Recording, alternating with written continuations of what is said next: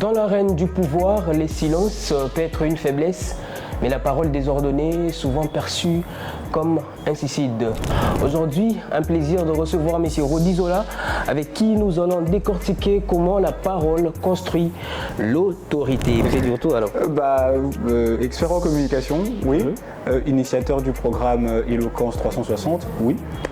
Initiateur du programme Éloquence 360. Pourquoi Éloquence 360 60, dans la com, pour ceux qui font de la communication, savent déjà que le 360 degrés en communication veut impliquer tous les éléments qui font que la communication soit complète.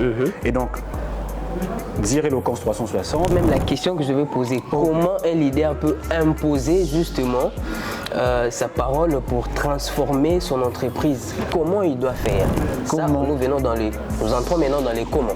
Mais justement, comment vous devez déjà... hiérarchiser ce que vous voulez dire. En partant des A, B, C, D, E. Comment un leader, vous devez d'abord penser à ce que vous allez dire avant de le dire. Et penser à comment vous allez le dire, avant de pouvoir le dire. Quand je dis comment vous allez pouvoir le dire,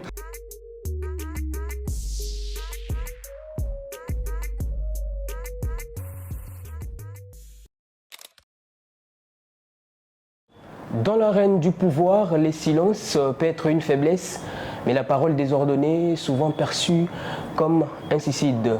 Bonjour et bienvenue dans ce nouveau numéro du Descriptif, l'émission au centre des questions socio-professionnelles. Je suis Debon Simer à la présentation. Aujourd'hui, un plaisir de recevoir M. Rodi Zola, avec qui nous allons décortiquer comment la parole construit l'autorité. M. Rodi Zola, bonjour. Bonjour monsieur, vous allez bien? Merci, oui je vais bien, merci d'avoir répondu à notre invitation malgré vos différentes occupations. Merci à vous d'avoir pensé à moi. Alors je pense que vous vous sentez à l'aise dans cette émission où nous vous recevons aujourd'hui. Oh, je suis bien accueilli. Si je suis à l'aise, ça je ne sais pas encore. Tout dépendra des non, mais moi je veux que vous vous sentiez à l'aise avant qu'on puisse démarrer l'émission, puisqu'on aura plus de 30 minutes. Je ne veux pas que vous soyez stressé, je ne veux pas que vous soyez pas dans votre assiette pour que nous puissions démarrer. Non, dans mon assiette, bon, j'ai peut-être faim, oui, il faudra me ramener une assiette après, mais ça va. Ça va, oui. Alors vous êtes expert en communication, mais aussi initiateur du programme Éloquence 360. Qu'est-ce qu'on n'a pas dit sur vous?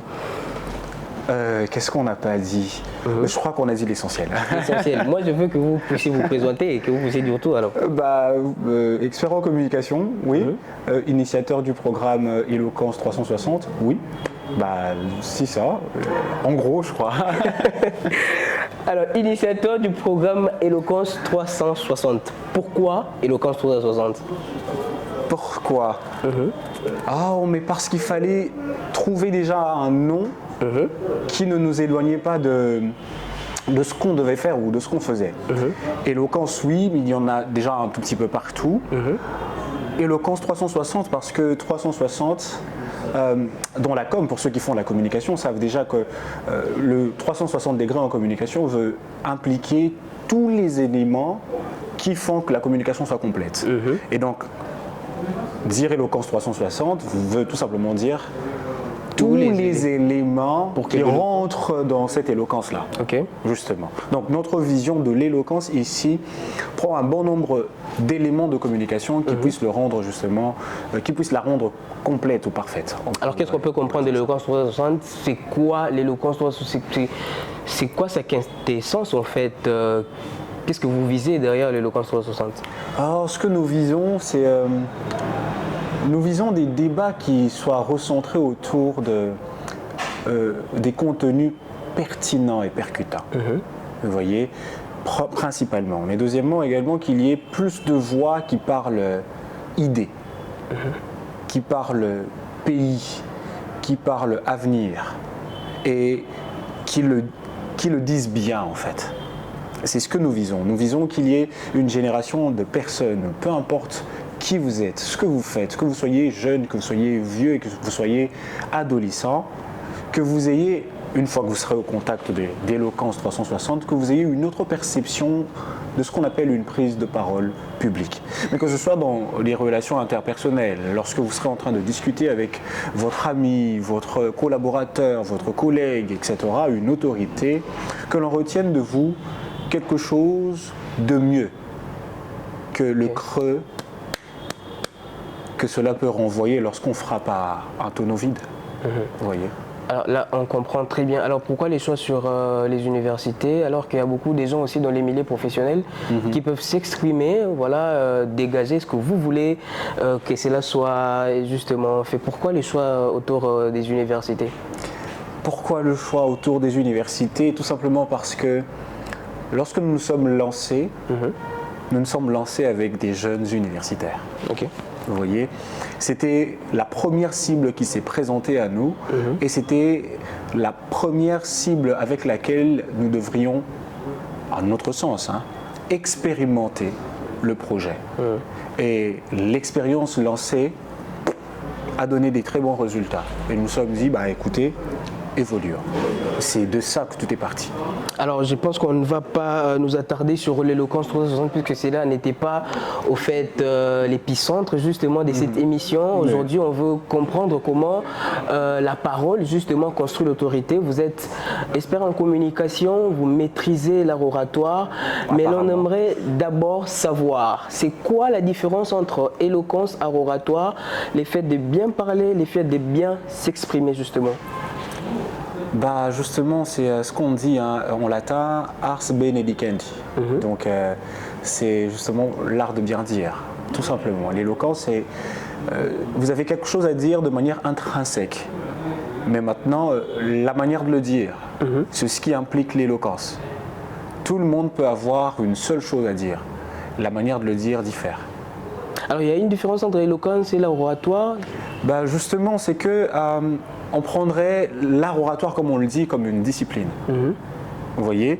Et l'éloquence comme justement cette manière d'appliquer cette discipline-là. Alors on aimerait savoir, est-ce que l'éloquence est-elle un don inné ou une arme stratégique que tout dirigeant doit forger pour mieux voilà, diriger son entreprise ou sa société?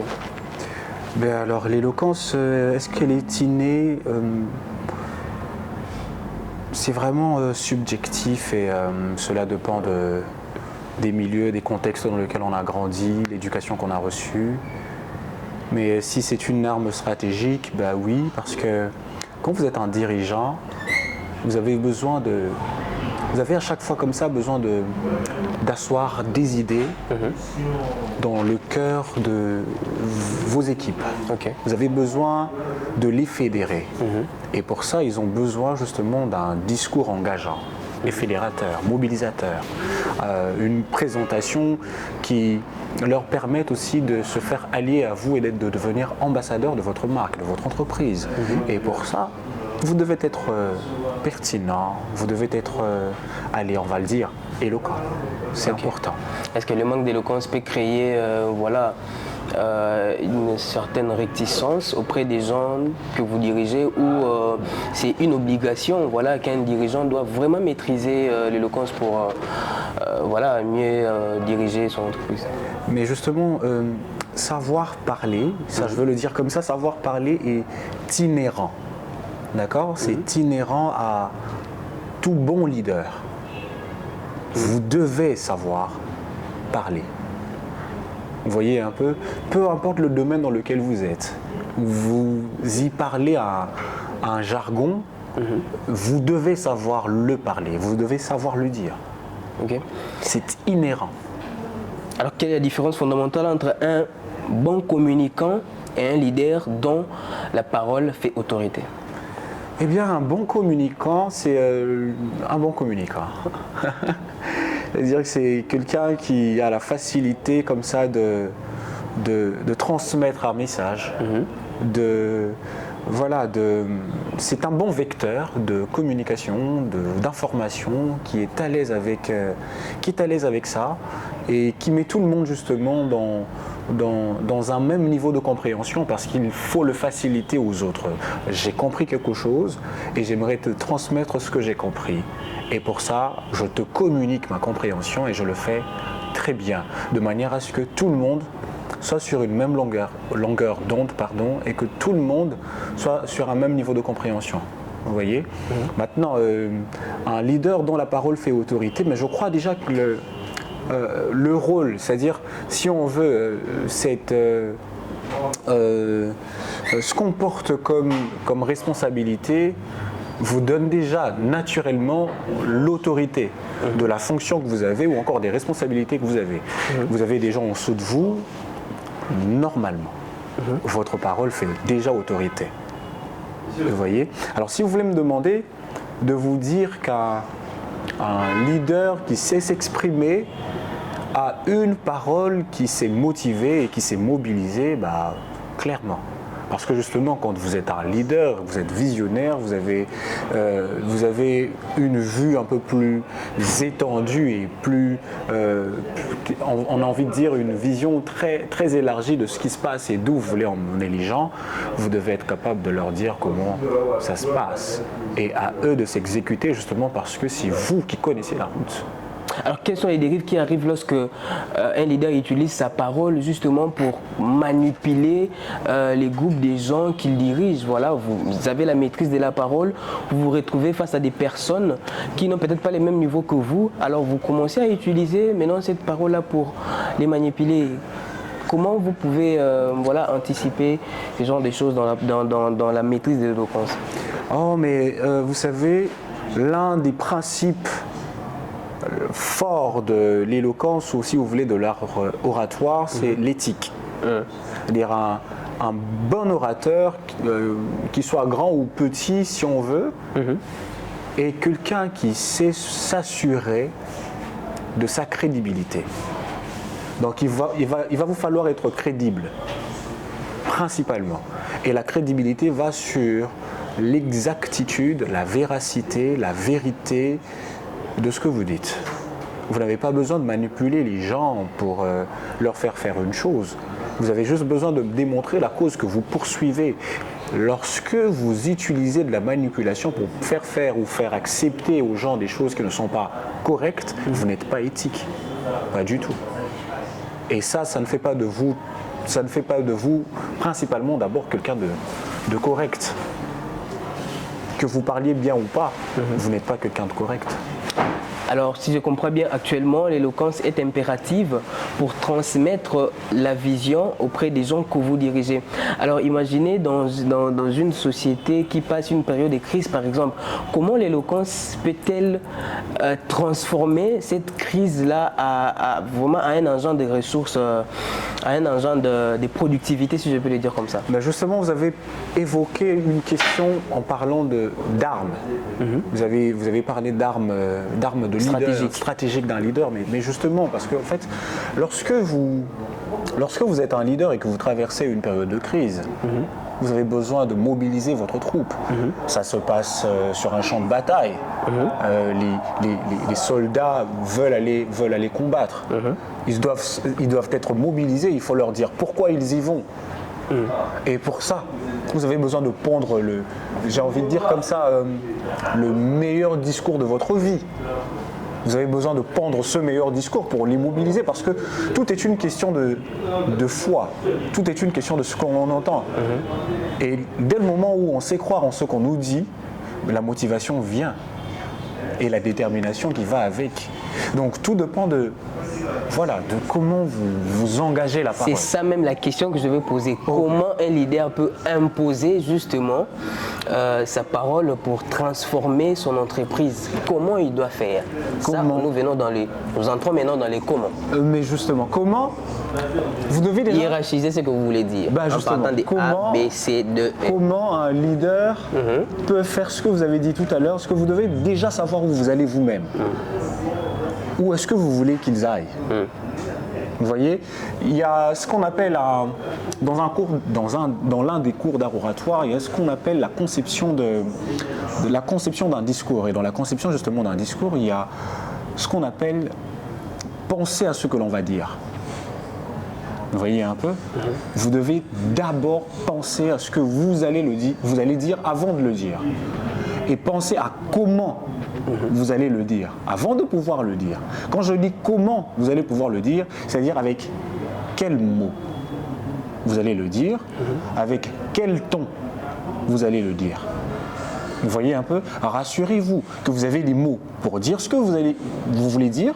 Rassurez-vous que vous savez comment vous allez aligner les mots que vous allez pouvoir dire. et ensuite le dire.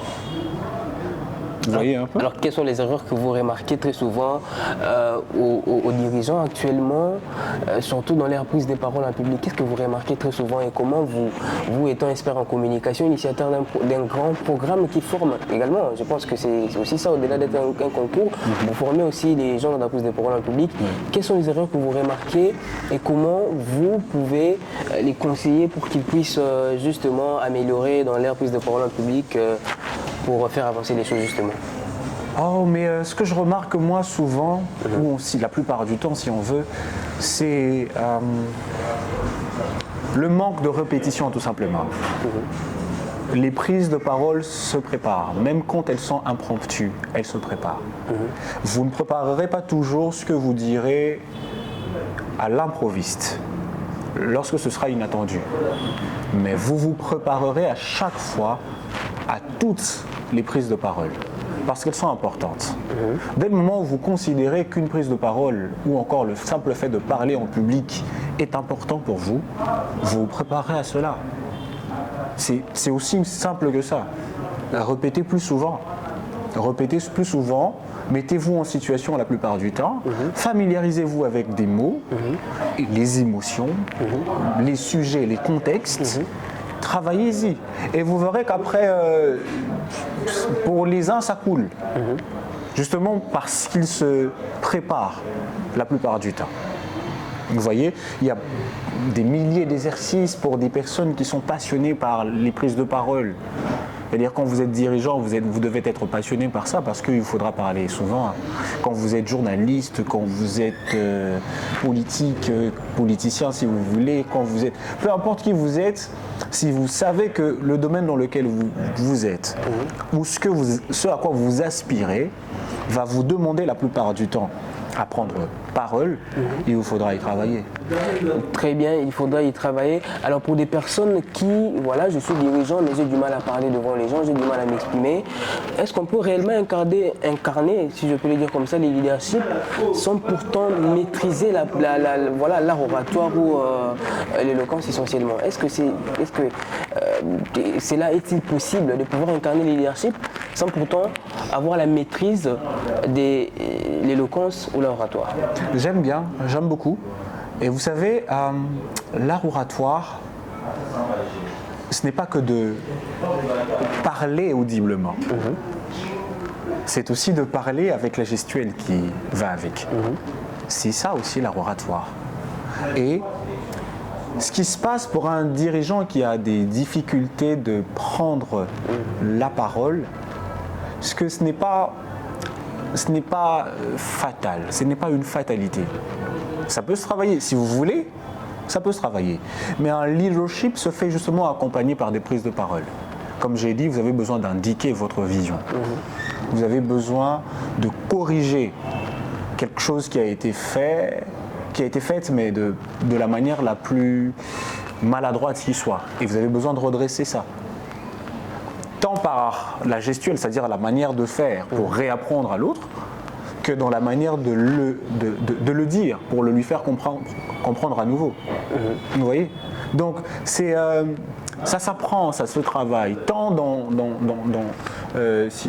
tant à l'oral que dans le non-verbal. C'est-à-dire, si vous avez besoin de faire une communication verbale, tranquille.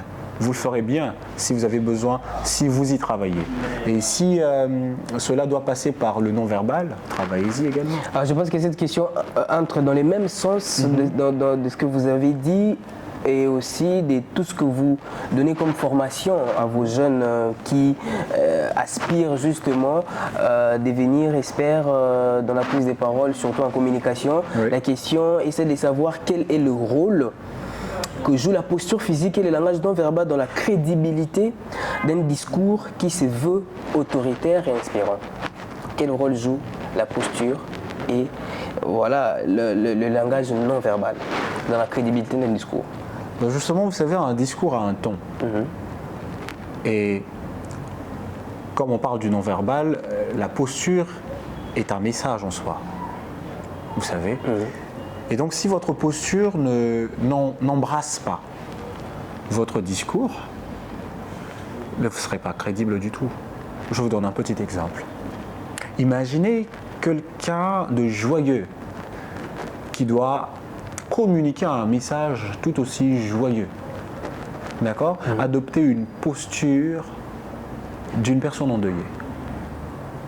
Vous voyez le contraste ? Paradoxe.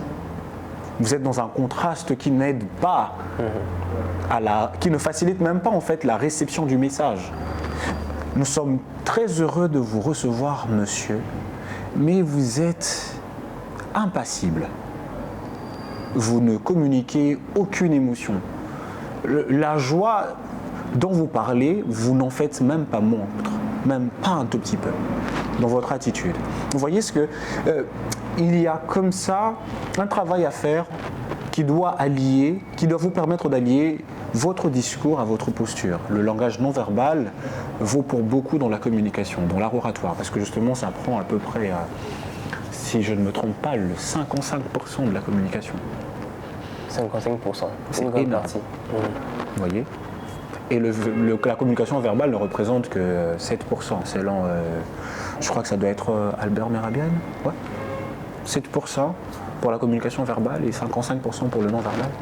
Pour le non-verbal. Très bien. Alors, dans le contexte africain, quels sont les cadres, quels sont les codes de l'éloquence traditionnels que les leaders modernes doivent absolument intégrer pour asseoir leur légitimité ? Donc, quels sont les codes de l'éloquence Quels sont les codes de l'éloquence traditionnels que les leaders modernes doivent absolument intégrer pour asseoir leur légitimité, pour ne pas faire, pour ne pas aller dans le sens d'oublier tout ce qui est traditionnel. Qu'est-ce que nos leaders actuellement doivent faire tout justement pour essayer de se légitimer? Respecter la tradition, principalement parce que je crois que nous connaissons nos us et coutumes et à chacun de s'y référer dans chaque prise de parole. Vous n'avez pas besoin de mettre les gens mal à l'aise par votre tenue, votre attitude, votre présentation, votre manière de parler, tout simplement parce que vous savez, il y a généralement dans l'art oratoire, il y a ce on parle de la bienséance, d'accord ? Vous avez besoin à chaque fois comme ça de connaître votre auditoire. La connaissance de l'auditoire est très importante parce que justement, cela vous permettra de prendre en compte toutes les sensibilités. Il y a des sensibilités religieuses, il y a des sensibilités, comment on appelle ça, culturelles. Vous voyez, ce que les uns considèrent être tabou, les autres le consomment. Ce que les autres n'acceptent pas, les uns le portent. Vous voyez ? Et vous ne ferez jamais unanimité de toutes les façons, mais il vous faudra à chaque fois comme ça savoir géler ou encore nager dans le juste milieu. Et justement, pour le faire, vous devez connaître votre auditoire à chaque fois. C'est quelle tranche d'âge, c'est quel type de personnalité, c'est quoi le contexte de la réunion pour laquelle je suis appelé à intervenir, etc. Et qui sera pour clôturer cette partie où on parle de comment la parole construit l'autorité, quel élément ou votre dernier mot que vous pourriez justement adresser tout justement à toutes les personnes autoritaires, tous les dirigeants qui vous suivent en ce moment, qui utilisent la parole comme leur arme pour justement imposer leur leadership. Il faudra utiliser la parole à bon escient, tout simplement, parce que c'est un outil important qui engage, qui fédère, qui élève, mais qui, mal utilisé, peut détruire. On a parlé de manipulation tout à l'heure. Un esprit manipulé est un esprit aliéné et une bombe à retardement. Si on utilise la parole pour aliéner ceux qui nous suivent, on sera en train de créer la prochaine crise de demain, qui nous engloutira avec tout ce que l'on aura créé avant. Mais si on l'utilise pour construire, pour élever, pour changer, je crois que la parole sera ce meilleur héritage que l'on aura laissé aux générations à venir. Parce que ce sera sur la base de ces valeurs qu'on aura partagées avec les mots, que l'on construira, que l'on élèvera, que l'on retrouvera l'identité que les uns auront perdu, que les autres auront bafoué, et tout le monde se portera bien. Voilà. Tout le monde se portera bien. Alors, on part dans la deuxième partie de cette émission. On parle d'éloquence au féminin. Oh. Ces concours qui veut promouvoir la gente féminine. Oui. Alors, pourquoi vous avez voulu prioriser les femmes dans cette deuxième partie de votre concours éloquence 360?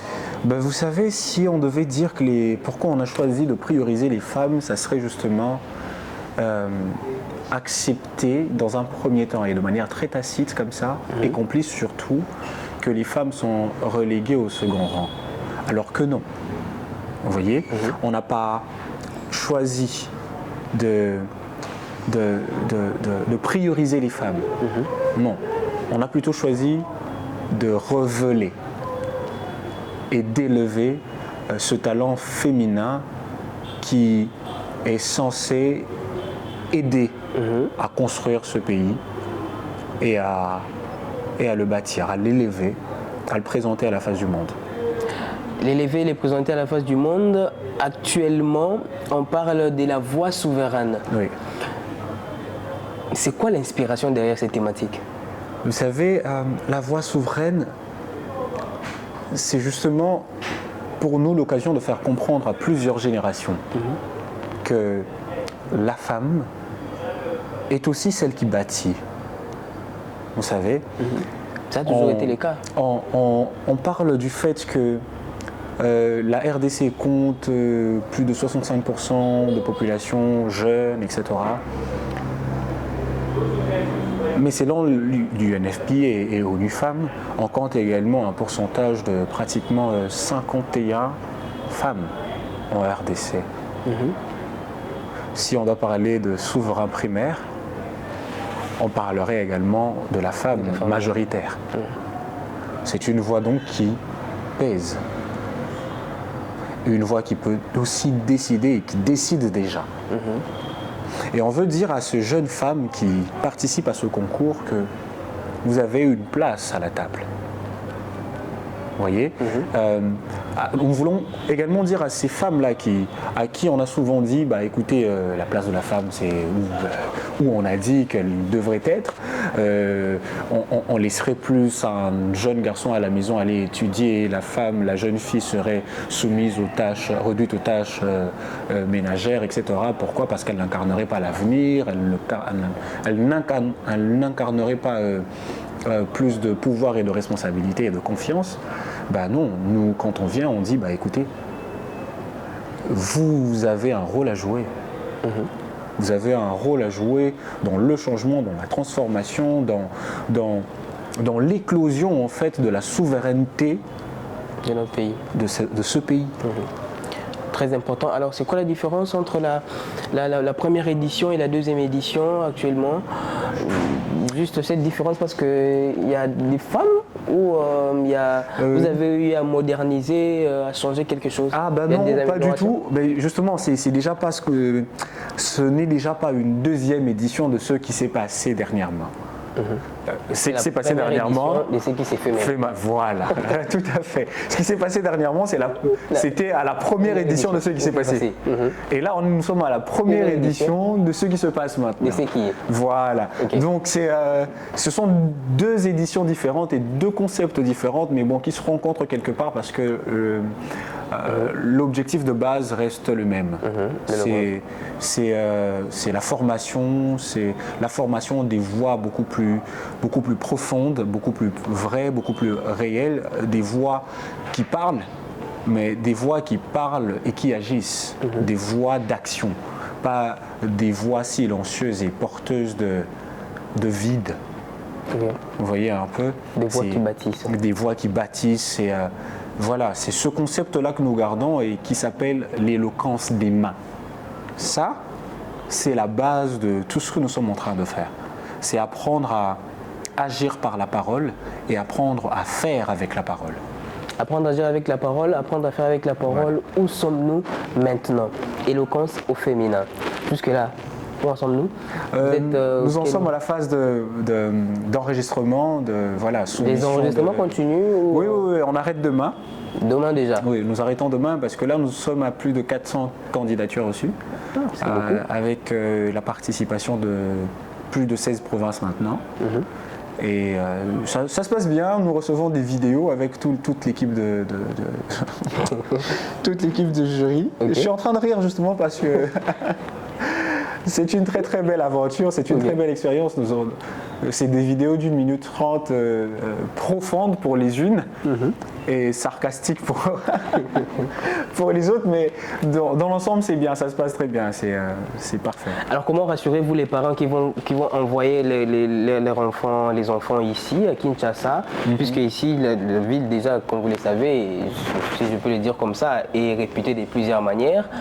Comment rassurez-vous les parents qui sont en province, qui vont envoyer leurs enfants ici à Kinshasa? Comment sont les conditions d'accueil et tout ce qui va avec? Est-ce que c'est rassurant ou Non, mais on devrait se rassurer, vous savez, parce que je crois qu'Eloquence 360 a fait ses preuves. Je crois que tout le monde a vu tout le sérieux qu'il y a derrière. Et nous n'allons pas engager le pays dans une histoire qui, à la fois, ne tient pas la route et ne prend pas en considération toutes ces craintes et toutes ces questions venant des parents, qui sont d'ailleurs légitimes, vous voyez. Il y a un manoir qui va accueillir les candidates que nous allons recevoir à Kinshasa.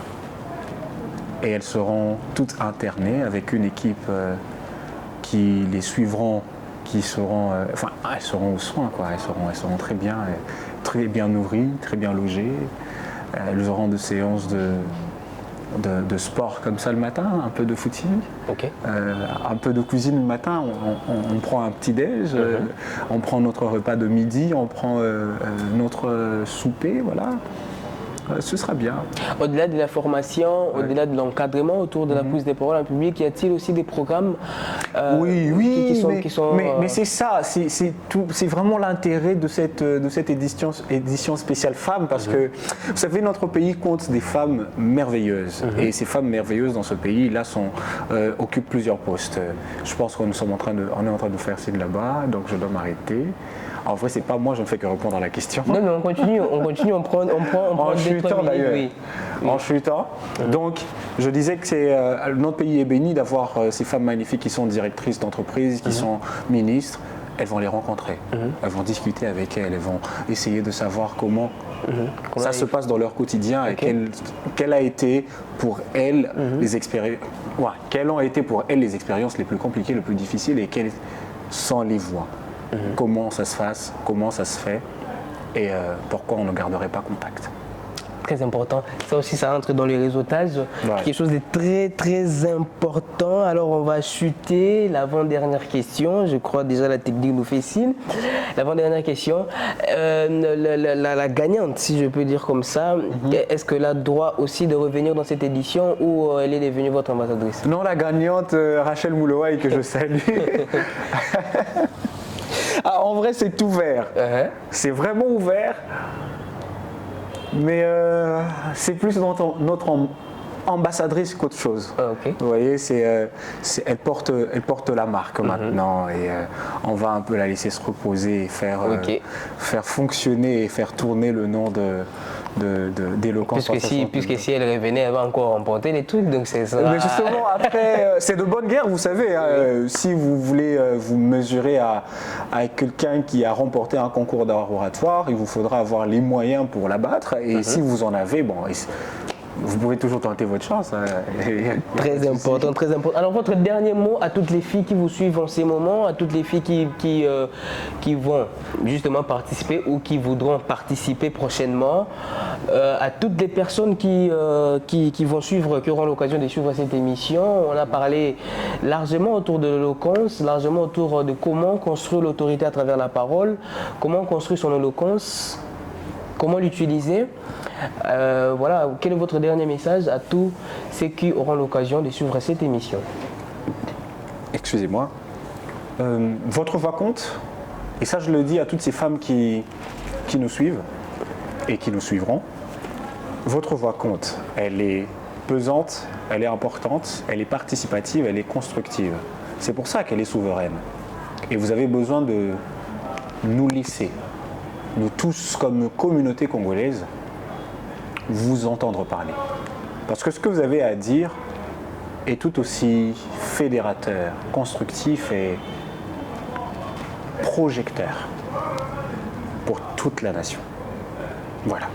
Votre parole peut construire la nation. Tels sont les derniers mots de notre invité d'aujourd'hui. Mesdames et messieurs, nous sommes arrivés à la fin de cette émission au centre des questions socio-professionnelles. Retrouvons-nous prochainement pour un tout nouveau numéro encore enrichissant. C'était Degon Simera à la présentation, Peter Kayembe à la réalisation. À nous revoir prochainement. Bonne suite des programmes. Merci.